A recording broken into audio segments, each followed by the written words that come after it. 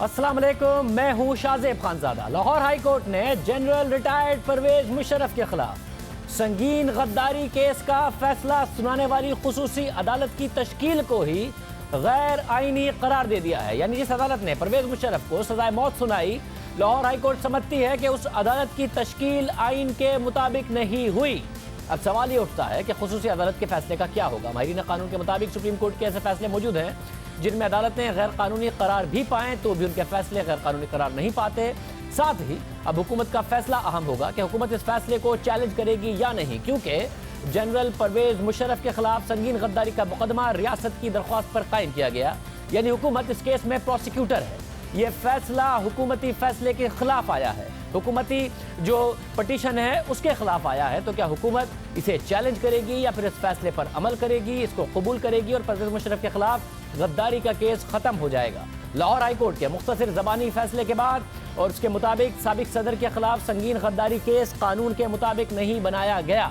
खुसूसी अदालत की तश्कील के सिलसिले में कानूनी तकाजे पूरे नहीं किए गए। अदालत की तश्कील और मुकदमे के इंदराज के लिए अथॉरिटी से मंजूरी नहीं ली गई। अदालत ने कहा कि 18वीं तरमीम के तहत आइन के आर्टिकल 6 में जो तरामीम की गई उसका इतलाक माजी से नहीं किया जा सकता। किसी भी मुल्जिम की अदम मौजूदगी में इसका ट्रायल करना गैर इस्लामी, गैर कानूनी और गैर आइनी है। ये केस और ये फैसला इस लिहाज से अहम है क्योंकि इस केस में प्रोसिक्यूशन, दिफा और अदालती मुआवन सब ही एक पेज पर नजर आए। अदालती मुआवन अली जफर पर भी एतराज उठाया जा रहा है कि वो तहरीक इंसाफ के रहनुमा हैं, उनकी राय हुकूमती राय समझा जाएगा। यानी इस केस में तीनों फरीकैन की एक ही राय सामने आई, जिसके बाद अदालती फैसला सामने आया। लाहौर हाई कोर्ट के चीफ जस्टिस ने दिसंबर में परवेज मुशर्रफ की दरख्वास्त सुनने के लिए फुल बेंच तश्कील दिया, जिसने 3 समातों के बाद आज फैसला महफूज किया और आज ही फैसला सुना दिया। तफसीली फैसला बाद में जारी किया जाएगा। लाहौर हाई कोर्ट में समाअत के आगाज पर वफाकी हुकूमत की तरफ से एडिशनल अटॉर्नी जनरल इश्तियाक ए खान पेश हुए। एडिशनल अटॉर्नी जनरल ने अदालत को बताया कि परवेज मुशर्रफ के खिलाफ केस बनाने का मामला कभी काबीना के एजेंडे के तौर पर पेश ही नहीं हुआ। यह सच है कि जनरल मुशर्रफ के खिलाफ केस सुनने वाली खुसूसी अदालत की तश्कील काबीना की मंजूरी के बगैर हुई। 8 मई 2018 को खुसूसी अदालत के एक जज के तकर्रुर का मामला काबीना में ज़ेर बहस आया था। अदालत ने पूछा कि क्या खुसूसी अदालत की तश्कील का मामला काबीना के इजलासों में ज़ेर गौर आया था, जिस पर एडिशनल अटॉर्नी जनरल ने कहा कि ऐसा नहीं हुआ। तो अदालत ने रिमार्क दिए कि वफाकी हुकूमत के रिकॉर्ड के मुताबिक अदालत की तश्कील और शिकायत दर्ज करने का ना कोई एजेंडा है, ना कोई नोटिफिकेशन मौजूद है। जस्टिस मसूद जहांगीर ने रिमार्क दिए कि सब कुछ 2 दिन में हुआ। इस पर जस्टिस मुज़ाहिर अली नकवी ने कहा कि ये तो लगता है सब कुछ व्हाट्सएप पर हुआ। दौरान समाअत अदालती बेंच ने एमरजेंसी के नफाज से मुतालिक भी पूछा तो जस्टिस मुज़ाहिर नकवी ने रिमार्क दिए कि एमरजेंसी तो आइन में शामिल है। अगर ऐसी सूरत हाल हो जाए कि हुकूमत एमरजेंसी लगा दे तो क्या उस हुकूमत के खिलाफ भी गद्दारी का मुकदमा चलेगा? जस्टिस अमीर भट्टी ने पूछा कि आर्टिकल 232 के तहत एमरजेंसी लगाई जा सकती है, जिस पर एडिशनल अटॉर्नी जनरल ने कहा कि आइन के तहत ऐसा किया जा सकता है। जस्टिस मुज़ाहिर नकवी ने पूछा कि तो फिर आइन से इनहिराफ कैसे हो गया? इस पर एडिशनल अटॉर्नी जनरल ने कहा कि 18वीं तरमीम में आइन 6 में आर्टिकल 6 में मुअत्तली, मदद और मुअत्तिल रखने के अल्फाज शामिल किए गए थे। अदालत ने पूछा कि क्या तरमीम के बाद किसी मुल्जिम को माजी से जुर्म की सज़ा दी जा सकती है, जिस पर वफाकी हुकूमत के वकील ने अदालत को बताया कि नई कानून साजी के बाद जुर्म की सज़ा माजी से नहीं दी जा सकती। दलाइल मुकम्मल होने के बाद अदालत ने आज ही फैसला महफूज किया। यानी प्रोसिक्यूशन ने, डिफेंस ने, सब ने एक ही मौक़िफ़ अपनाया। हुकूमत ने अदालत को नहीं बताया कि 2009 में अदालत का, सुप्रीम कोर्ट का बाकायदा तौर पर जनरल मुशर्रफ की इमरजेंसी के हवाले से फैसला मौजूद है। उसके बाद आज अदालत का ये फैसला आ गया। वफाकी वज़ीर कानून फ़रूक नसीम साहब हमारे साथ मौजूद हैं। फ़रूक नसीम साहब, बहुत शुक्रिया हमें शो में ज्वाइन करने के लिए। साहब, आप क्या समझते हैं, वफाकी हुकूमत इस फैसले से बहुत ज़्यादा मुतमईन है या आप चैलेंज करेंगे, खुश नहीं है, मुतमईन नहीं है वफाकी हुकूमत? देखिए, जहाँ तक कि मेरा ताल्लुक़ है, ये तो मैंने आपको पहले डे 1 से आपसे भी कहा था, सबसे कहा था कि लॉ मिनिस्टर बनने के बाद मुशर्रफ साहब की किसी भी मसाइल पे, मसलों पे, डॉक्यूमेंटेशन पे ना मैं मुशावरत करूँगा, ना मैंने की। तो मैं, क्योंकि मैंने अपने आप को रिक्यूज़ किया उससे, क्योंकि मैं उनका एक वकील रह चुका हूँ, तो मैं आपको इस सिलसिले में वफाकी हुकूमत का कोई बयानिया पेश नहीं कर सकता। फरूक साहब, क्योंकि अटॉर्नी जनरल भी उनके साबिक वकील रहे हैं, वज़ीर दाखिला उनके दोस्त हैं, उनका खुलकर दिफा करते हैं, आप जब परवेज़ मुशर्रफ के वकील रहे हैं, तो जितनी भी वजारतें इस केस से मुंसलिक हैं वो तो जनरल परवेज़ मुशर्रफ के ज़ाती तौर पर दोस्त या वकील रहे हैं, तो फिर किससे मौक़िफ़ मालूम करें हुकूमत का? अब ये तो आपकी मर्ज़ी, जिससे चाहे मालूम करें, लेकिन जहाँ तक कि मेरा ताल्लुक़ है میں آپ کو ایز این ایکیڈیمک کوئی سوال جواب میں حصہ لے سکتا ہوں، لیکن وفاقی گورنمنٹ کا کوئی موقف اس سلسلے میں پیش نہیں کر سکتا۔ مگر جب خصوصی عدالت کا فیصلہ جنرل پرویز مشرف کے خلاف آیا، اس وقت تو آپ نے پریس کانفرنس کی اور بہت اگریسو کی، بہت غصے میں تھے آپ فیصلے کے خلاف۔ جی وہ بالکل جنرل مشرف صاحب کے فیصلے پر اس طرح نہیں تھی، وہ صرف ایک پیراگراف جو ایک جج صاحب نے لکھا تھا، دیکھیے اس میں 3 ججز تھے، ایک جج نے ایکویٹ کیا، میں نے ان کی کوئی تعریف نہیں کی نہ برائی کی، ایک جج صاحب نے ان کو کنوکٹ کیا، شاہد کریم صاحب نے، جسٹس شاہد کریم ان کی شان میں کوئی گستاخی نہیں کی، کوئی بات نہیں کی، لیکن ایک جج صاحب نے جو یہ لکھ دیا کہ جی لاش کو گھسیٹا جائے اور ڈی چوک پہ 3 دن تک اس کو چکر دیا جائے اور وہ اس کو لٹکایا جائے، تو ایز اے لا منسٹر پھر آدمی یہ سوچتا ہے کہ اگر کوئی ایسا جج موجود ہے تو پھر یہ ایک مشرف صاحب سے ہٹ کر ایک بات تھی جس سے تعلق مشرف صاحب کی ذات یا اس کیس پر نہیں تھا، لیکن ان آبزرویشنز پہ تھا جو ان جج صاحب نے دی۔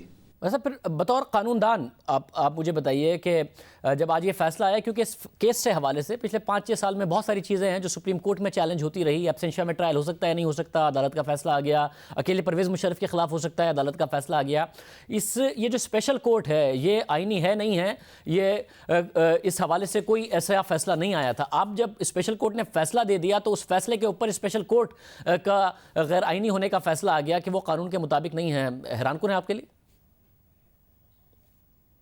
نہیں، میں بالکل حیران نہیں ہوں، اور Shahzeb thank you very much. میں آپ کے سامنے نا ایز این ایکیڈیمک آپ کے سامنے یہ رکھ دیتا ہوں کہ میری دانست میں، میری سمجھ میں جو 3-4 چیزوں کو آپ نے پوائنٹ آؤٹ کیا ہے وہ کیا ہے۔ یہ بات درست ہے کہ 2009 میں جو سندھ ہائی کورٹ بار ایسوسی ایشن کا فیصلہ آیا تو اس میں سپریم کورٹ آف پاکستان نے یہ فیصلہ دیا کہ جو 3 نومبر کے جو اقدامات تھے جنرل مشرف کے تو وہ انکانسٹیٹیوشنل تھے۔ پھر ساتھ ساتھ 2013 میں جب مولوی اقبال حیدر ایک پٹیشن لے کے آ گئے اور انہوں نے یہ کہا کہ جناب اس پہ تو آرٹیکل 6 کی کارروائی ہونی چاہیے اور یہ آرٹیکل 6 جو ہے اس کے گلٹی ہیں مشرف صاحب، تو سپریم کورٹ نے یہ کہا کہ ہم کسی بھی طرح آرٹیکل 6 کے بارے میں کی کرمنالٹی کے بارے میں کوئی ایسی چیز نہیں کہہ سکتے کیونکہ یہ ٹرائل کو پریجوڈس کرے گا، اور اس پہ سپریم کورٹ کے سامنے اٹارنی جنرل صاحب نے یہ کہا کہ ہم قانون کے حساب سے آگے چلیں گے۔ اس کے بعد 2014 میں جنرل مشرف صاحب کے ریویو کا ایک ججمنٹ آتا ہے جس کو جسٹس تصدق جیلانی صاحب نے تحریر کیا، اور ایک وہ لارجر فل کورٹ تھی 17 ججز کی، اور انہوں نے یہ کہا کہ آرٹیکل 6 کے 2 ایسپیکٹس ہوتے ہیں، ایک ایسپیکٹ ہوتا ہے کانسٹیٹیوشنل اور ایک ہوتا ہے کرمنل۔ کانسٹیٹیوشنل ایسپیکٹ تو 2009 کا جو سندھ ہائی کورٹ بار کا جو ججمنٹ ہے اس نے طے کر دیا، لیکن جو کرمنل ایسپیکٹ ہے کہ کیا کوئی شخص نے آرٹیکل 6 کا اوفینس کیا اور کیا اس کو کوئی سزا جزا ہونی چاہیے، تو اس کے بارے میں معاملہ اس وقت اوپن ہے۔ 2013 کے ججمنٹ میں بھی اس کو اوپن رکھا گیا، اور اس پہ کسی قسم کا سپریم کورٹ کا کوئی فیصلہ نہیں ہے کہ آرٹیکل 6 کے لیے کیا جنرل مشرف صاحب نے سنگین غداری کی یا نہیں کی۔ تو ایک تو یہ ابہام دور کر دینا چاہیے کہ سپریم کورٹ کے اپنے فیصلے کے حساب سے کوئی ایسا ڈیسیجن موجود نہیں تھا کہ آرٹیکل 6 کی کرمنل لاء کی کوئی وائلیشن جنرل مشرف صاحب نے کی۔ ویسے یہ آپ نے بڑی اہم بات کی، کرمنل اسپیکٹ کی بھی اور کانسٹیٹیوشنل اسپیکٹ کی بھی، کیونکہ ظاہر کرمنل اسپیکٹ کے حوالے سے تو حکومت ہی آرٹیکل 6 اگر ٹوٹا ہے وہ ہائی ٹریزن ہے، حکومت جا سکتی ہے، اس کے لیے اسپیشل کورٹ اور یہ سارا معاملہ ہوا، مگر آپ یہ کہہ رہے ہیں کہ 31 جولائی 2009 کا جو سپریم کورٹ کا فیصلہ ہے وہ یہ اسٹیبلش کرتا ہے کہ 3 نومبر 2007 کا کام انکانسٹیٹیوشنل کام تھا، سبورجن آف کانسٹیٹیوشن ہوئی، یہاں تک بات طے ہے، جو کانسٹیٹیوشنل اسپیکٹ ہے اس کو طے کر دیا تھا سپریم کورٹ۔ نہیں، میں گزارش کروں، میں پھر سے آگے چلوں۔ سپریم کورٹ نے 2014 کے فیصلے میں کلیریفائی کیا کہ آرٹیکل 6 کے 2 ایسپیکٹس ہوتے ہیں، ایک کانسٹیٹیوشنل ایسپیکٹ ہوتا ہے اور ایک کرمنل ایسپیکٹ ہوتا ہے۔ انہوں نے کہا کہ کانسٹیٹیوشنل ایسپیکٹ تو 2009 کے ججمنٹ میں اس میں تحریر میں فیصلہ موجود ہے، لیکن جہاں تک کہ کرمنل ایسپیکٹ ہے کہ کیا جنرل مشرف نے آرٹیکل 6 کی کرمنل لاء کے تحت وائلیشن کی، اوفینس کریٹ ہوا, کیا اس میں سزا جزا ہوگی یا نہیں ہوگی, تو یہ چیز ہم وی لیو اٹ اوپن, کیونکہ یہ جو ٹرائل کورٹ ہے, اسپیشل کورٹ ہے, وہ اس کا فیصلہ کرے گی. دوستو, یعنی کہ جو کانسٹیٹیوشنل معاملہ ہے سپریم کورٹ نے اسے ایڈریس کر دیا کہ 3 نومبر 2007 کو پرویز مشرف نے سب ورژن آف کانسٹیٹیوشن کی تھی. پھر سب ورژن آف کانسٹیٹیوشن اگر ہوئی ہے, آئین توڑا گیا ہے, تو آرٹیکل 6 کے تحت جو معاملہ ہے وہ پھر حکومت آگے بڑھا سکتی ہے, اسپیشل کورٹ اس میں سزا دے سکتی ہے. وہ معاملہ کانسٹیٹیوشنل ریسپیکٹ عدالت نے ایڈریس کر دیا تھا, اسٹیبلش کر دیا تھا. میں جانوں نہیں, سب ورژن کی بات نہیں کی انہوں نے. جو بات کی نا وہ یہ کہا کہ فرام کانسٹیٹیوشنل ایسپیکٹ ہم یہ سمجھتے ہیں کہ کانسٹیٹیوشنلی تو ایک فیصلہ جو 3 نومبر کا تھا وہ درست نہیں تھا, غلط فیصلہ تھا, لیکن اس کی جو کرمنالٹی ہے اس پہ ہم نہیں جائیں گے. نہ سپریم کورٹ کا آرٹیکل 6 کی کرمنالٹی پہ کوئی فیصلہ موجود نہیں ہے. صاحب, مگر انہوں نے آئین توڑا, سب ورژن آف کانسٹیٹیوشن کی, یہ اگر عدالت نے اسٹیبلش کر دیا تو پرویز مشرف کا جرم تو اسٹیبلش کر دیا نا, اس کے بعد آگے جا کے وفاق جائے, وفاق جا کے پھر اسپیشل کورٹ, پھر سزا ہو, یہ سارا کا سارا معاملہ انہوں نے ٹرائل کورٹ پر چھوڑ دیا. نہ نہیں, آئی ایم گریٹفل شاہ زیب, آپ بات یہ کر رہے ہو تاکہ بات کھلے. جرم اور سزا جزا کرمنل لا ہے. سپریم کورٹ نے جرم اور سزا جزا پہ کسی قسم کا کوئی فیصلہ نہیں دیا. اور اگر آپ پہلے مجھ سے پوچھ لیتے تو 2014 کا جو فیصلہ ہے آپ اس کو پڑھ لیجئے, اس کی عبارات پڑھ لیجئے, اس میں یہی لکھا ہوا ہے کہ اس کی جو کرمنالٹی ہے کہ کیا آرٹیکل 6 کا اوفینس ہوا یا نہیں ہوا, کیا اس میں سزا ہوگی, جزا ہوگی, اس پہ کسی قسم کا سپریم کورٹ نے کوئی فیصلہ ابھی تک نہیں دیا. مگر سب ورژن آف کانسٹیٹیوشن کا فیصلہ عدالت نے دے دیا, پھر آرٹیکل 6 کے تحت موو کرنا فیڈرل گورنمنٹ کا کام ہے, جو کہ فیڈرل گورنمنٹ نے کیا, جو کہ کیس آگے بڑھا اسپیشل کورٹ کے تحت. بطور لیگل ایکسپرٹ آپ نہیں سمجھتے 3 نومبر 2007 کو جنرل مشرف نے آئین کو سبورٹ کیا تھا, شہریوں کے حقوق پامال کیے تھے, فریڈم آف اسپیچ کے, ججز کو نظر بند کرنے کے سارے کام کیے تھے, جس پر 2009 میں سپریم کورٹ نے فیصلہ دیا تھا اور اسٹیبلش کیا تھا. جی, بہت اچھا آپ کا سوال ہے اور بڑا فیئر سوال ہے شاہ زیب. پہلے میں آپ کی تعریف کروں ہمیشہ کی طرح, یہ بھی آپ نے بڑا پوائنٹ کا سوال کیا. دیکھیے, جو آرٹیکل 6 ہے یہ 18ویں ترمیم سے پہلے آرٹیکل 6 میں 2 پوائنٹس ہیں. ایک ہے ایبروگیشن اور سبورژن, اور آرٹیکل 6 18ویں ترمیم کے بعد ہے ایبروگیشن, سبورژن اور ہولڈنگ ان ابینس یا سسپینڈنگ دا کانسٹیٹیوشن. تو یہ چیز 18ویں ترمیم کے بعد آئی. اب یہ ایڈمیٹڈلی جو اوفینس ہوا یہ 18ویں ترمیم سے پہلے ہوا. 18ویں ترمیم میں 2 چیزیں ہیں, ایک ایبروگیشن ہے اور ایک سبورژن ہے. اب ایبروگیٹ تو کانسٹیٹیوشن کو انہوں نے نہیں کیا, یہ تو ہر آدمی کہتا ہے کانسٹیٹیوشن واز ناٹ ایبروگیٹڈ. اب یہ سوال ہے کہ کیا سبورٹ کیا کانسٹیٹیوشن کو. اب مسئلہ اس میں سب سے بڑا یہ ہے کہ جو لفظ ہے سبورژن, اس کی کوئی تعریف موجود ہی نہیں ہے. اب جیسے 98-99 میں نواز شریف صاحب نے ایمرجنسی لگا دی, پھر 98-99 میں ملٹری کورٹس انہوں نے لگا دیے without constitutional amendment. Supreme court of Pakistan نے دونوں چیزوں کو کلعدم کر کے کہا یہ بالکل غلط ہے, انکانسٹیٹیوشنل ہے. تو وہ کانسٹیٹیوشن سبورٹ نہیں ہے, اس میں آرٹیکل 6 نہیں ہونی چاہیے. زرداری صاحب نے GIDC کا قانون پاس کیا, GIDC کا قانون جو پاس کیا سپریم کورٹ نے کہا یہ انکانسٹیٹیوشنل ہے. تو کیا وہ بھی سبورژن ہے؟ تو دیکھیے, سبورژن کی جب تک تعریف نہیں ہوگی تو جو جورسپروڈنس ہے کرمنل لا کی وہ یہ ہے کہ جب تک کوئی اوفینس بالکل کلیئرٹی سے اسٹیٹیوٹ بک میں نہیں لکھا تب تک کسی قسم کی کرمنل پروسیکیوشن نہیں ہو سکتی. مطلب آپ نے جو حکومتوں کی مثالیں دی ہیں, عدالتیں ہر دوسرے دن فیصلے دیتی ہیں حکومتوں کے اوپر کہ آپ کا یہ فیصلہ غیر قانونی ہے, آپ کا یہ فیصلہ غیر آئینی ہے. جو 3 نومبر 2007 کا فیصلہ ہے وہ عدالت کی طرف سے ایک الگ فیصلہ ہے, کیونکہ ان فیصلوں سے اس کا مقابلہ نہیں کیا جا سکتا. جنرل پرویز مشرف نے سب ورژن آف دا کانسٹیٹیوشن کی ایمرجنسی لگائی, ایمرجنسی لگانے کے بعد میڈیا بند کر دیا, پورے ججز کو نظر بند کر دیا, اور اپنا ایک لیگل فریم ورک آرڈر الگ سے لے آئے. تو انہوں نے آئین کو باقاعدہ طور پر سبورٹ کیا, اور ساتھ میں انہوں نے as prime minister, as president نہیں کیا. وہ نہ پرائم منسٹر نے اس میں کچھ کہا, انہوں نے کہا I general Pervez Musharraf chief of army staff proclaim emergency throughout Pakistan. So not as president, not as prime minister. Again intelligent سوال, آبزرویشن اچھی. تاکہ میں آپ کا جواب دے سکوں. وہ جو 2009 کا فیصلہ ہے یہ فیصلہ ہے کانسٹیٹیوشنل ایسپیکٹ کا. بات دیکھیں جورسپروڈنس میں دو چیزیں الگ الگ ہیں. کانسٹیٹیوشنل ایسپیکٹ الگ ہے اور کرمنالٹی الگ ہے, کرمنل لا الگ ہے. تو فرام کانسٹیٹیوشنل ایسپیکٹ بات بالکل صحیح ہے, سپریم کورٹ نے یہ بات کہی, اور سپریم کورٹ نے from a constitutional point of view subversion constitution کا یا کوئی ان کانسٹیٹیوشنل ایکٹ ہو تو وہ ایک ہی چیز ہے مور اور لیس. تو یعنی پھر 98-99 میں جو نواز شریف نے ملٹری کورٹ لگائی, ایمرجنسی کی, زرداری صاحب نے GIDC امپوز کیا, وہ سارا سب ورژن ہے فرام اے کانسٹیٹیوشنل ایسپیکٹ. لیکن اگر کرمنل لا کی ہم بات کر رہے ہیں 2014 کا فیصلہ جو 17 ججز کا ہے, وہ تمام ججز سے جو بڑی اسٹرینگتھ ہے, اور بعد کا فیصلہ ہے اس میں انہوں نے کہا نہیں فرام کرمنل لا یہ معاملہ بھی اوپن ہے. میں دوبارہ کہہ رہا ہوں کہ حکومتوں کے فیصلوں کو غیر آئینی غیر قانونی عدالتیں کہہ دیتی ہیں, مگر ایک ایمرجنسی لگانا, بطور آرمی چیف لگانا, اس کو آپ پرائم منسٹر یا پھر پریزیڈنٹ کے فیصلوں سے اسے کمپیئر کرنا. 7 مئی 31 جولائی 2009 کا باقاعدہ طور پر عدالت کا فیصلہ موجود ہے کہ انہوں نے سبورجن کی, اور وہ آرٹیکل 6 کی جو امینڈمنٹ ہے 18ویں ترمیم کی, اس سے پہلے آ گیا. تو عدالت تو اس کو اسٹیبلش کر چکی تھی اس امینڈمنٹ سے پہلے کہ 2007 میں جنرل پرویز مشرف نے سبورجن آف کانسٹیٹیوشن کی. اس کے باوجود آج لاہور ہائی کورٹ کہہ رہی ہے کہ جی وہ امینڈمنٹ بعد میں ہوئی تھی اور وہ ماضی سے اطلاق نہیں ہو سکتا, حالانکہ سپریم کورٹ تو 2009 میں 31 جولائی 2009 کو اس بات کو اسٹیبلش کر چکی تھی امینڈمنٹ سے پہلے.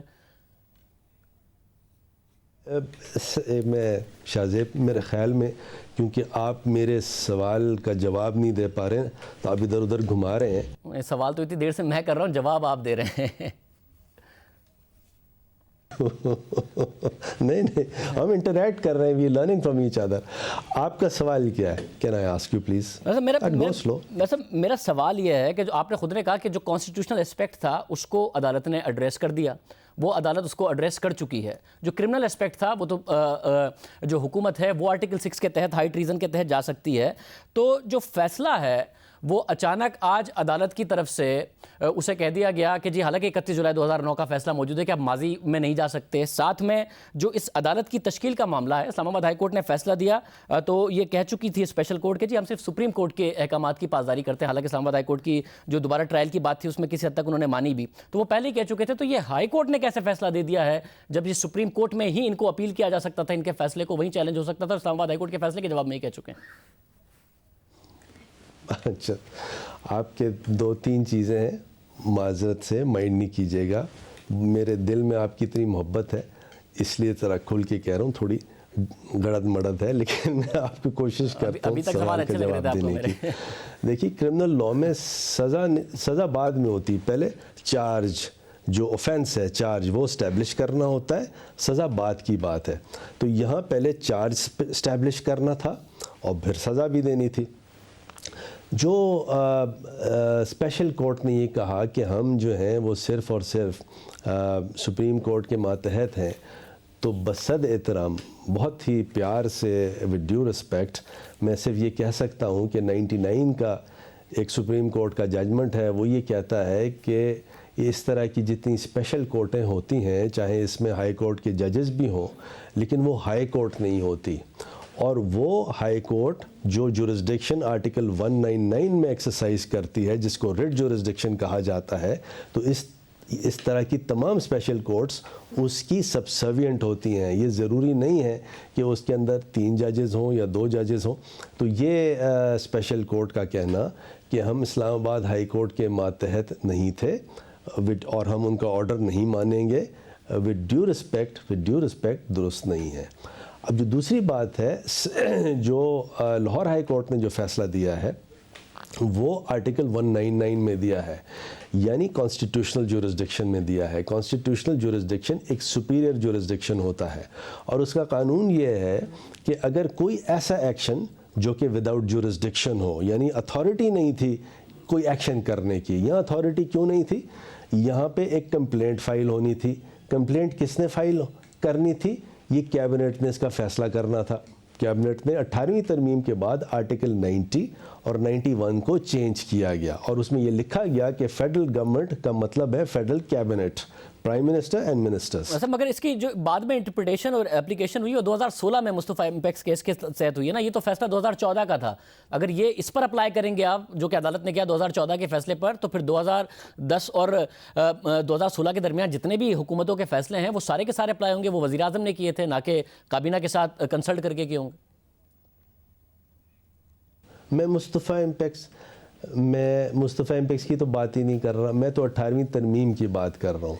18वीं तरमीम आई है 2010 में, और 18वीं तरमीम ने जो अमेंड किया है आर्टिकल 90 और 91, ये दो पढ़ लीजिएगा। मगर ये आई है, उसके बाद ये मामलात फैसले फिर भी होते रहे। 2016 में मुस्तफ़ा इम्पैक्स के केस में ये फैसला किया गया ना कि 18वीं तरमीम के तहत जो हुकूमत है वो काबीना होगी और फैसले जो होंगे वो काबीना के होंगे, ना कि वज़ीर आज़म के अकेली ज़ात के होंगे। तो 2010 से 2016 के सारे फैसले नल एंड वाइड हो जाएंगे, या फिर जो मुशर्रफ साहब के लिए फैसला 2014 में किया गया उसमें मसला होगा, वो नहीं हो सकता था, बाकी सारे फैसले ठीक है? हो सकता है जी, मैं जवाब दूं। वो तमाम केसेस जो कि पास्ट एंड क्लोज ट्रांजैक्शन नहीं है, वो तमाम के तमाम एक्सपोज्ड हैं।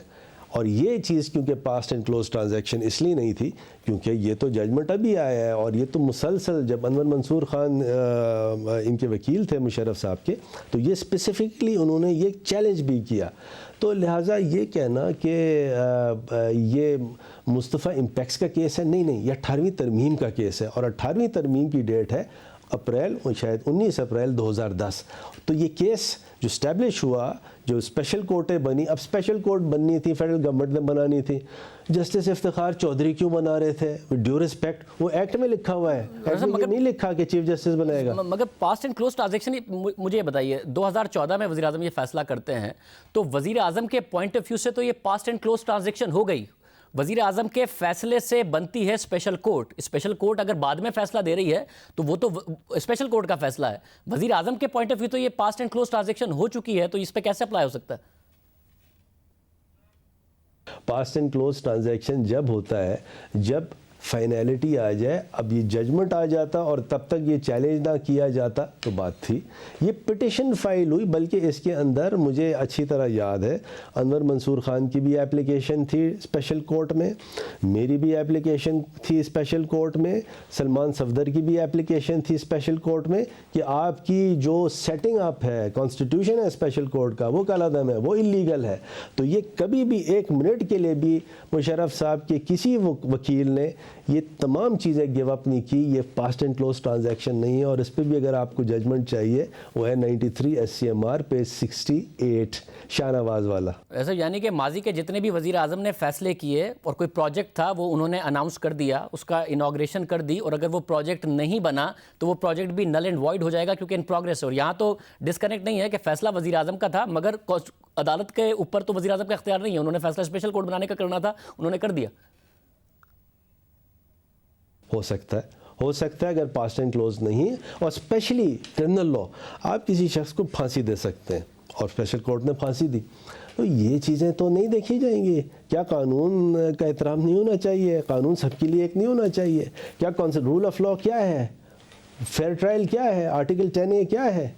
मतलब फेयर ट्रायल का मौका तो जनरल रिटायर्ड परवेज़ मुशर्रफ को बार बार दिया गया है। वो मुल्क में होने के बावजूद भी नहीं पेश होते थे, फिर मुल्क से चले गए, पेश नहीं होते थे, किन हालात में उनको निकाला गया वो भी वो बता चुके हैं। फिर अदालत ने, स्पेशल कोर्ट ने उनको बार बार मौका दिया कि वो अपना मुकदमा रखें, और फिर सुप्रीम कोर्ट में ये बाकायदे तौर पर फैसला आया कि जो अक्यूज़ है वो फेल हो गया है हियरिंग में आने में, और अगर वो दोबारा नहीं आते और अपने आप को सुप्रीम कोर्ट के आगे नहीं पेश करते तो वो उनके एब्सेंस में सेक्शन 9 के तहत उनके खिलाफ ट्रायल चलाया जाएगा, एब्सेंशिया में ट्रायल चलाया जाएगा। ये भी सुप्रीम कोर्ट का फैसला था आज, जिसके हवाले से लाहौर हाई कोर्ट सवाल उठा रही है। देखिए, ऐसा था कि जो 1976 का जो स्टैट्यूट है उसके अंदर एक है सेक्शन 9। सेक्शन 9 ये कहता है कि एडजमेंट नहीं होगा। तो जब ये सुप्रीम कोर्ट के पास मामला गया तो सुप्रीम कोर्ट ने ये कहा कि ट्रायल एंड एब्सेंशिया की तो बात दूसरी है, लेकिन हम क्योंकि सेक्शन 9 मौजूद है और हम सेक्शन 9 की क्योंकि सुप्रीम कोर्ट वायरीज़ नहीं देख रही थी, तो सुप्रीम कोर्ट ने कहा हम सेक्शन 9 का इतलाक़ कर देते हैं। यहाँ पे जब पिटिशन फाइल की गई मुशर्रफ साहब की तरफ से, जो सलमान सफदर ने या मेरे ख्याल में ख्वाजा तारिक रहीम साहब ने फ़ाइल की, तो उन्होंने सेक्शन 9 की वायरीज को चैलेंज कर दिया और ये कहा कि सेक्शन 976 एक्ट का दरअसल कलअदम है। तो जब सेक्शन 9 को लाहौर हाई कोर्ट ने कलअदम कर दिया तो सुप्रीम कोर्ट की जो वो एक जो उन्होंने होल्ड किया था कि सेक्शन 9 की वजह से ये ट्रायल प्रोसीड होता रहेगा, तो फिर उस वो कदगन जो थी वो ख़त्म हो गई।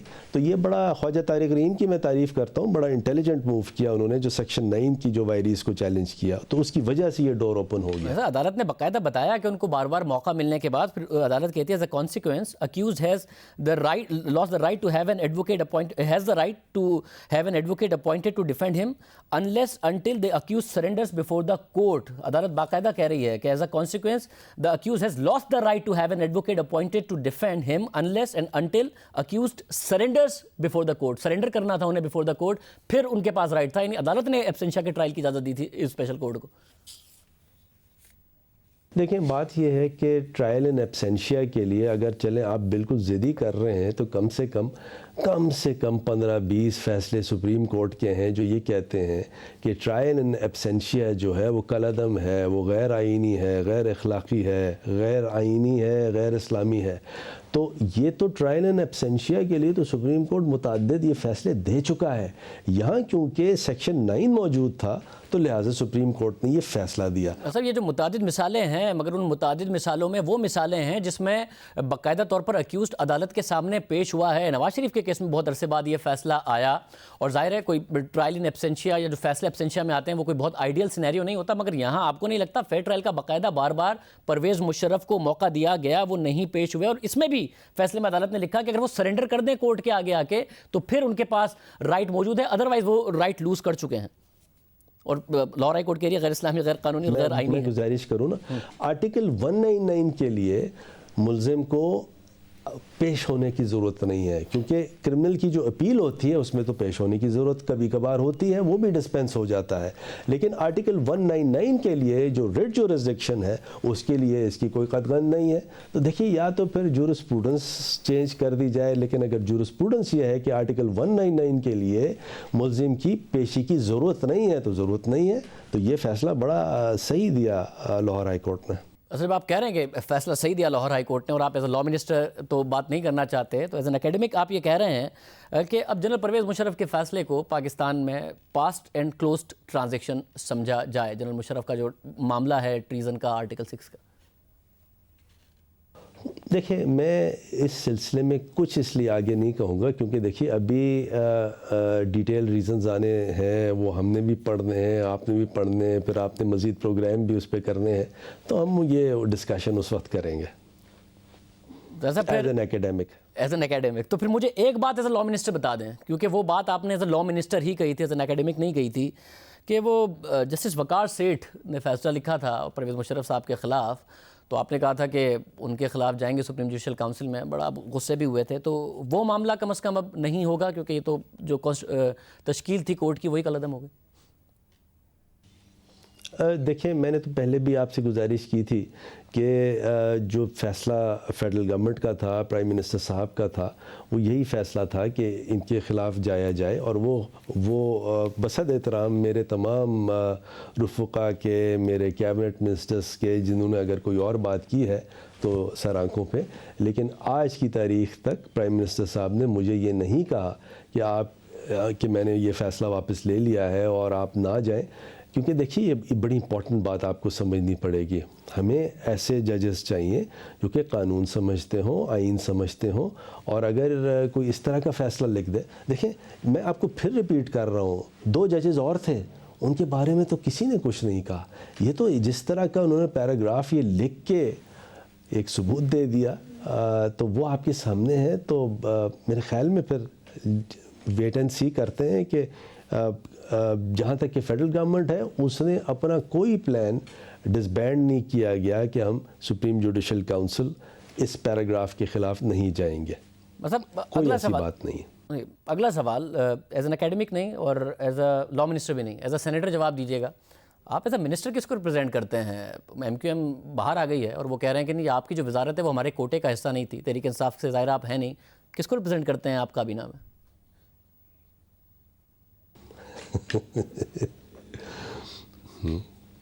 اگر آپ مجھے صرف یہ کہہ دیتے کہ میں آپ کا ایز اے بھتیجا یا بھانجا یہ سوال کر رہا ہوں، کیونکہ آپ کو پتہ ہے کہ کتنی پیار محبت میں آپ سے کرتا ہوں، آپ کو اپنا بھتیجا بھانجا سمجھتا ہوں، تو میں فٹ سے آپ کو جواب دے دیتا، لیکن چلے آپ کو دیتا ہوں جواب میں پاکستان کو ریپرزینٹ کر رہا ہوں اور میں اپنی پارٹی کی ایم کیو ایم پاکستان کی تعریف کرتا ہوں کہ انہوں نے کسی کو امتحان میں نہیں ڈالا، نہ مجھے ڈالا، نہ اپنے آپ کو ڈالا، نہ عمران خان کو ڈالا، نہ ملک کو ڈالا، اور میں عمران خان صاحب کی بھی تعریف کرتا ہوں، میرٹ پہ سلیکشن کرتے ہیں، باقی اللہ کی ذات بڑی ہے۔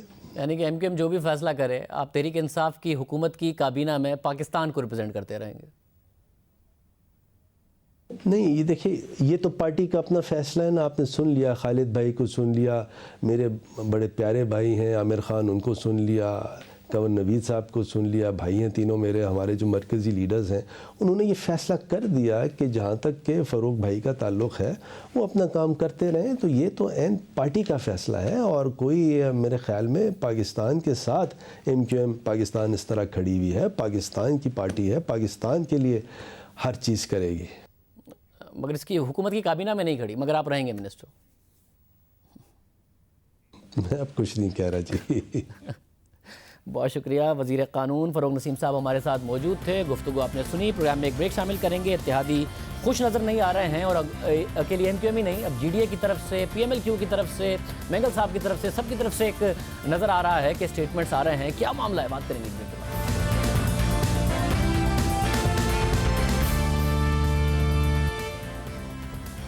تحریک انصاف کی وفاقی حکومت سے اتحادی ناراض ہیں، ایک ایک کر کے تحفظات کا اظہار کر رہے ہیں۔ گزشتہ روز حکومت کی اہم اتحادی ایم کیو ایم نے ایک وزارت چھوڑ کر کابینہ سے علیحدگی اختیار کر لی، جس کے بعد دیگر اتحادیوں نے بھی آنکھیں دکھانا شروع کر دی ہیں۔ اختر مینگل صاحب پہلے بھی خوش نہیں تھے اور انہوں نے اپنی پارٹی کا مشاورتی اجلاس 19 جنوری کو بلا لیا ہے۔ اسی طرح وفاقی حکومت کی ایک اور اتحادی جی ڈی اے بھی حکومت سے ناراض ہے اور وعدے پورے نہ ہونے کی صورت میں جلد مشاورتی اجلاس بلانے پر غور کر رہی ہے، جبکہ قاف لیگ بھی اپنے مطالبات پر حکومتی عمل درآمد کی منتظر ہے۔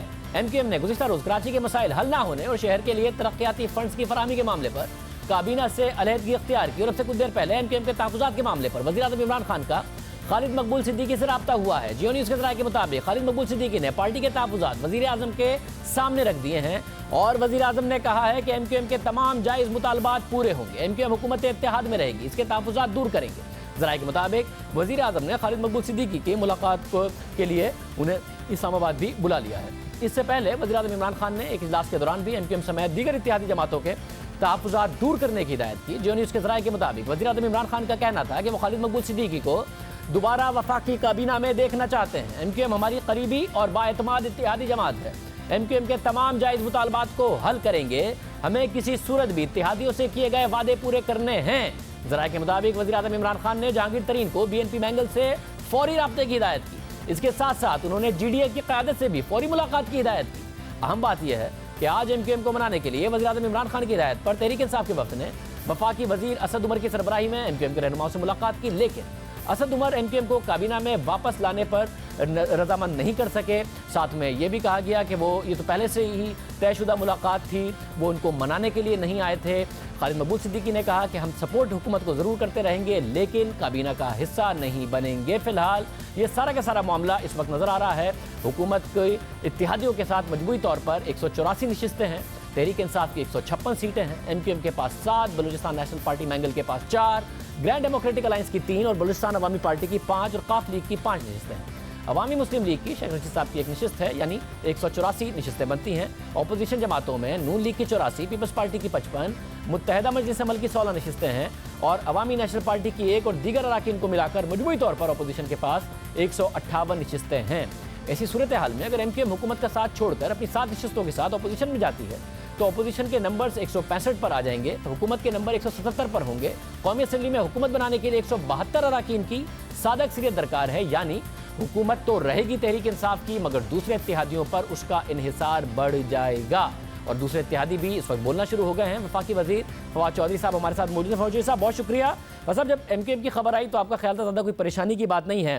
دوسرے اتحادی بھی اب بول رہے ہیں, جی ڈی اے, قاف لیگ, کیا سب آپ کو لگتا ہے اس صورتحال کو دیکھ کر بارگین کرنا شروع ہو گئے ہیں یا حکومت خطرے میں؟ بات یہ ہے کہ ہم کوئی ایک پولیٹیکل پارٹی نہیں ہے اس وقت, کولیشن میں پارٹی ہے. اگر ہم ایک پارٹی ہوتے تو ہم ایک ٹکٹ پہ الیکشن لڑے ہوتے, لیکن ہم تو ایک دوسرے کے مخالف الیکشن لڑکے جو ہیں وہ آئے ہیں. ایم کیو ایم نے کراچی میں 7 سیٹیں جیتی ہیں, لیکن پی ٹی آئی جو ہے وہ ایم کیو ایم کے خلاف زیادہ نشستیں کراچی سے جیت کے آئی ہے. لہٰذا یہ جو آنا جانے کا بات ہے یا یہ کہ ہم ساتھ دیں گے نہیں دیں گے, اس کا دار و مدار اس بات کے اوپر ہے کہ جو پولیٹیکل انٹرسٹ ہیں وہ سرو ہو رہے ہیں یا نہیں ہو رہے. اگر ان کو لگے گا کہ پولیٹیکل انٹرسٹ سرو ہو رہے ہیں وہ حکومت کا حصہ رہیں گے, اگر ان کو لگے گا کہ نہیں سرو ہو رہے وہ نہیں حصہ رہیں گے. اب اور یہ چیزیں جو ہیں یہ دیکھا جاتا ہے کہ جب معاملات کدھر کہاں پہ ہیں اس کے مطابق پالیسیز بنائی جاتی ہیں. اب اس لیے میں کہہ رہا ہوں کہ ایم کیو ایم جو ہے وہ نہیں جائیں گے اور واپس انشاءاللہ تعالیٰ جو آوے ہے وہ آ جائیں گے, اس لیے کہ ان کے جو تحفظات ہیں, کچھ باتیں تو ان کی ہیں ہی صحیح جن کو جو ہے وہ بات چیت ہونی چاہیے, جس کے اوپر بات کرنی چاہیے. فار ایگزامپل کراچی کے اگر کاموں کا معاملہ ہے یا کراچی کے فنڈز کا معاملہ ہے تو ایم کیو ایم سے زیادہ تو یہ پی ٹی آئی کی اپنی ذمہ داری ہے کہ وہ کراچی کے جو وعدے انہوں نے کیے ہیں وہ ان کو پورے کریں, کیونکہ سندھ حکومت تو مکمل ناکام ہو گئی ہے. وہ تو کراچی کو سندھ کا حصہ ہی نہیں سمجھتے, پتہ نہیں ہے کیا کس طریقے سے چلانا چاہ رہے ہیں. نہ وہ وہاں پہ کوئی بیسک جو ان کے لوکل گورنمنٹ فنڈز ہیں وہ دے رہے ہیں, نہ ان کے اختیارات دے رہے ہیں. لہٰذا وفاقی حکومت کے اوپر ایک ایکسٹرا پریشر ہے کہ کراچی سے آپ جیتے ہیں, آپ یہاں پہ ٹیک کیئر کریں. وہ ہم نے کرنی ہی کرنی ہے. اس کے اوپر اسد عمر صاحب بھی, گورنر عمران اسماعیل صاحب بھی, یہ لوگ جو ہیں وہ پورا پلان کر چکے ہیں, اس کے اوپر وہ جو ہے وہ کام ہو رہا ہے. دوسرا پولیٹیکل انٹرسٹ ہے. پولیٹیکل انٹرسٹ جو ہے وہاں پی ٹی آئی کا بھی ہے اور ایم کیو ایم کا ہے. کبھی پی ٹی آئی اور ایم کیو ایم کا انٹرسٹ کلیش ہوتا ہے تو ایک دوسرے سے جو ہے وہ گلے پیدا ہوتے ہیں. زیادہ تر جگہوں کے اوپر یہ اکٹھا رہتا ہے اور اکٹھے چلتے رہتے ہیں. فی الحال مجھے لگ نہیں رہا کہ یہ کلیش اتنا بڑا ہے کہ ایم کیو ایم اپنے راستے ہی الگ کر لے گی حکومت سے. اور اس وقت قاف لیگ کا کیا مسئلہ ہے؟ وہاں تو بزدار صاحب کی حکومت ہے. بزدار صاحب تو اتحادیوں کا خیال بھی رکھتے ہیں. پرویز الہی صاحب خود کہہ چکے ہیں, جی میں سمجھاتا رہتا ہوں انہیں. ان کی کس بات پہ ناراضی ہو گئی ہے؟ پنجاب میں دیکھیے, پنجاب میں بھی جو میجر پرابلم ہے نا, پرابلمز ایک ہی ہیں, وہ ہے فنڈز جو ہیں ان کی ڈسٹریبیوشن کا کیا فارمولا ہے, کیا طریقہ کار ہے, اور پھر local MNAs MPAs جو ہیں ان کی سے کیا ہے. طارق بشیر چیمہ صاحب نے جو آج جس طرح سے انہوں نے بات کی, وہ بڑے سیزنڈ آدمی ہیں, کبھی انہوں نے اس طرح سے ہلکی بات انہوں نے نہیں کی ہے. ان کے جو گلے ہیں ان میں بھی میں سمجھتا ہوں کہ وزن بھی ہے, ان میں بات بھی ہے. پنجاب گورنمنٹ کو definitely provincial finance commission award کرنا چاہیے تاکہ ڈسٹرکٹس کو یہ گلا نہ ہو کہ ہمیں اتنا فنڈ نہیں ملا یا اتنا فنڈ ملا ہے. یہ جب خود گورنمنٹ تھی پرویز الہی صاحب کی اور پرویز مشرف صاحب کے دور کا جو سب سے زبردست جو کام تھے وہ 2 ہو رہے تھے. ایک تو لوکل گورنمنٹ تھی کہ اور لوکل ریپرزنٹیشن تھی, دوسرا فنڈز ڈسٹرکٹس میں جا رہے تھے. ابھی پرابلم یہ ہے اس وقت جو ہو رہا ہے پاکستان میں کہ آرٹیکل 140A کی خلاف ورزی میں پروونشل گورنمنٹ جو ہیں وہ ڈسٹرکٹس کو فنڈز نہیں دے رہی, جس کی وجہ سے ایک ریزنٹمنٹ ہے ڈسٹرکٹس میں. اس کو ڈیفینیٹلی جو ہے وہ ایڈریس کرنا چاہیے اور پرائم منسٹر صاحب اس کو کر چکے ہیں. پرائم منسٹر صاحب نے پہلے ہی مگر یہ جب ظاہر اتحادی جب اس موڈ میں آ جائیں کہ وہ سارے کے سارے شکایات کر رہے ہیں اور ایک اتحادی جائے گا, ایم کیو ایم کے جانے صاحب کی حکومت نہیں گر جاتی وفاق میں, بٹ قاف لیگ کی وجہ سے آپ پنجاب میں بڑے کمزور ہو جاتے ہیں. اگر قاف لیگ آپ کے ساتھ نہ ہو, حکومت آپ کی جا سکتی ہے, تو آپ اب فائر فائٹنگ کرتے رہیں گے یا اپنا جو ایجنڈا ہے اس پر عمل کر سکیں گے جب اتحادی اس پوزیشن میں آ گئے ہیں؟ جی ڈی اے, قاف لیگ, ایم کیو ایم سبھی کی طرف سے اس وقت بارگیننگ کہہ لیں, شکایات کہہ لیں, وہ کہہ رہے ہیں وعدے ہمارے ساتھ نہیں پورے کیے. دیکھیے بات یہ ہے کہ یہ بارگین چلتے رہتے ہیں, پالیٹکس ہے, روزانہ کی پالیٹکس ہوتی ہے, اس کے مطابق جو ہے وہ باتیں. حکومتیں اس طرح سے نہیں گرتی.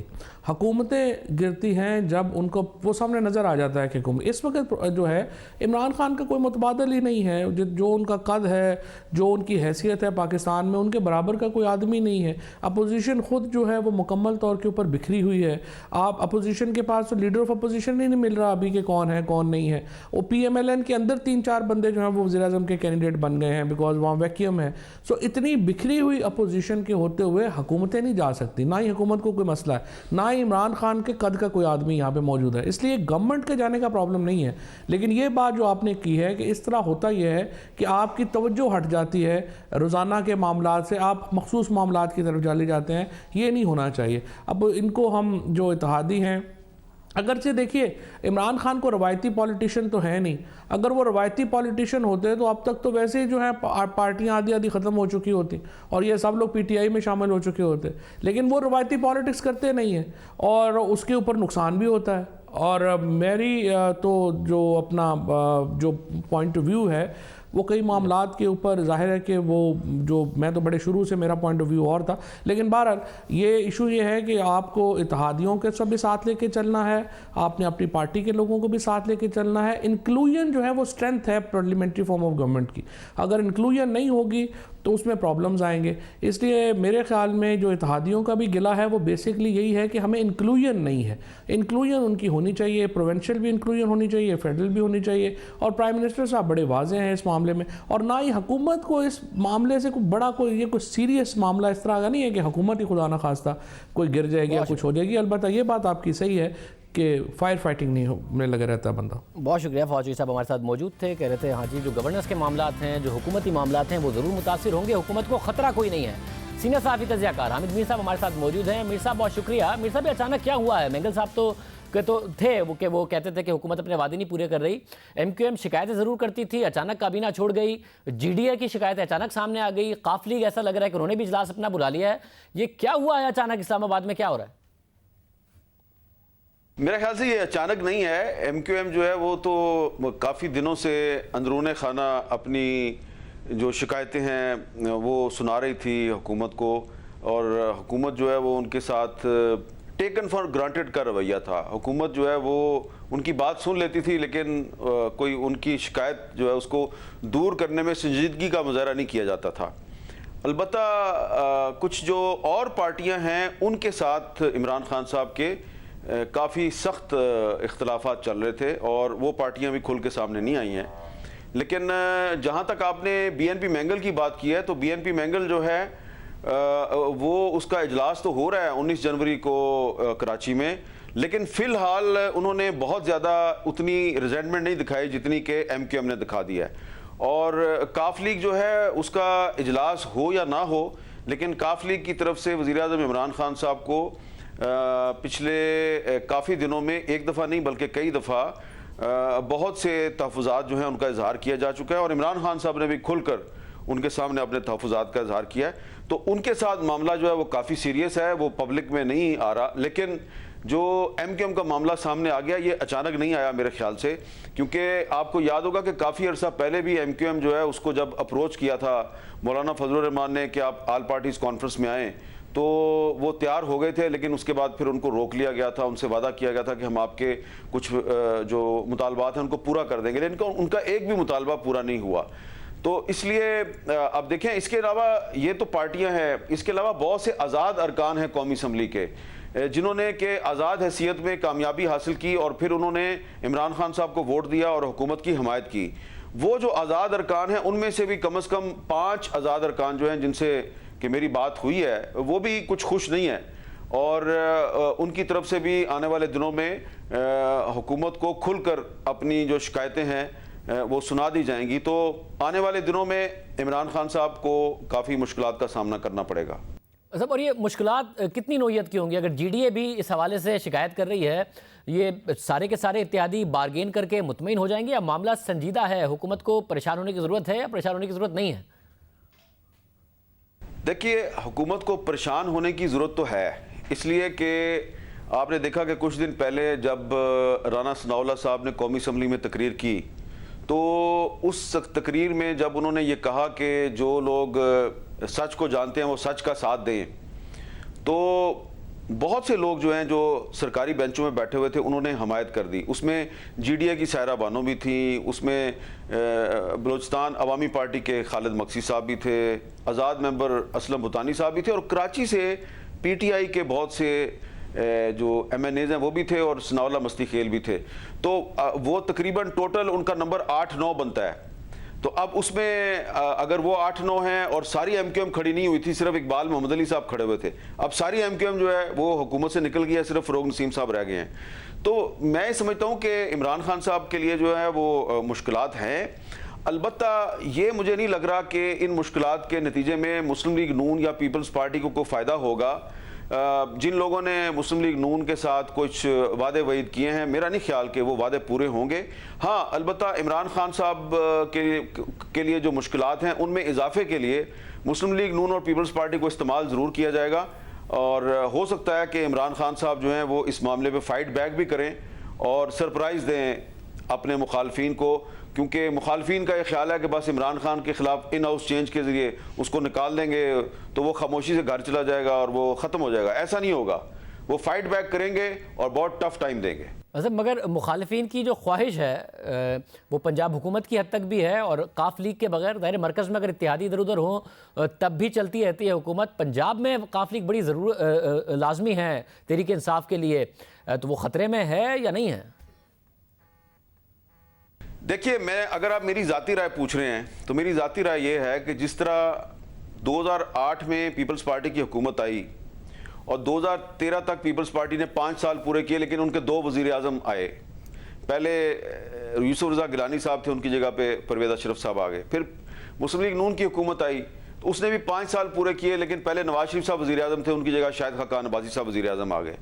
تو یہ اب تسلسل چل رہا ہے. تو پاکستان تحریک انصاف کی جو حکومت ہے اس کو 5 سال پورے ملنے چاہیے, کیونکہ مرکز میں ان کی اکثریت ہے. ہاں اگر کسی طریقے سے اپوزیشن جماعتیں یا ان کی پارٹی کے اندر اختلافات کے نتیجے میں اگر عمران خان صاحب جو ہیں ان کو ہٹا دیا جاتا ہے تو اگلا وزیر اعظم جو ہے اس کا تعلق بھی تحریک انصاف سے ہی ہونا چاہیے. پنجاب کا معاملہ مختلف ہے. پنجاب میں تحریک انصاف کی اکثریت نہیں تھی, پنجاب میں اکثریت تھی مسلم لیگ نون کی. تو مسلم لیگ نون کی اکثریت کو اقلیت میں تبدیل کیا گیا, اور اس میں جو ہے پھر جو ہے عثمان بزدار صاحب جو ہیں ان کو بنا دیا گیا چیف منسٹر. تو پنجاب کا معاملہ مختلف ہے. تو پنجاب میں بھی اصولی طور پہ تو حکومت اسی کی بننی چاہیے تھی جس کی اکثریت تھی, لیکن ایسا ہوا نہیں ہے. تو اب مجھے فی الحال شور نہیں ہوں میں کہ پنجاب میں بھی صرف فیس چینج ہوگا یا ایک پارٹی جو ہے اس کی حکومت تبدیل ہو جائے گی. لیکن یہ تو لگتا ہے کہ اگر مرکز میں عمران خان صاحب جو ہیں ان کو اگر نکالا جائے گا تو پھر پنجاب میں عثمان بزدار صاحب چیف منسٹر نہیں ہوں گے اور ان کی جگہ پہ کسی اور کو لایا جائے گا. اور اس میں جو مسلم لیگ کاف ہے اس کا کردار بہت ہی اہم ہوگا. بہت شکریہ. حامد میر صاحب ہمارے ساتھ موجود تھے, گفتگو آپ نے سنی. آج کے پروگرام میں اتنا ہی. اب کل کے پروگرام میں ملاقات ہوگی. اللہ حافظ.